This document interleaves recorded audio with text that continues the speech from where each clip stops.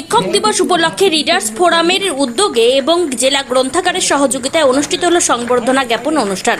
বৃহস্পতিবার বেলা 11:30টায় মালদা জেলা গ্রন্থাগারের বই বাগানে এই সংবর্ধনা জ্ঞাপন অনুষ্ঠানের আয়োজন করা হয়। শুরুতেই শিক্ষক দিবস উপলক্ষে আদর্শ শিক্ষক ডক্টর সর্বপল্লী রাধাকৃষ্ণনের প্রতিকৃতিতে শ্রদ্ধার্ঘ্য অর্পণ করা হয়।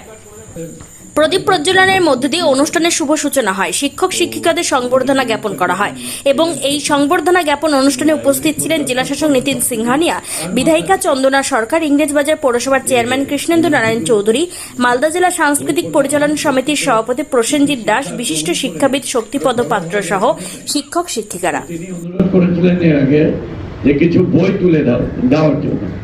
আমার দাদা আনটাইমলি মারা গেছে, বড়দা শুভেন্দু চৌধুরী, তার স্মৃতির উদ্দেশ্যে এর আগেও কিছু বই দিয়েছে। আমি খুব খুশি যে এই বইয়ের থেকে শিক্ষা নিয়ে তারা WBCS প্রিলি পাস করেছে। সেকেন্ড, আবার উনি আমাকে অনুরোধ করেছেন যে কিছু বই আবার তুলে দাও।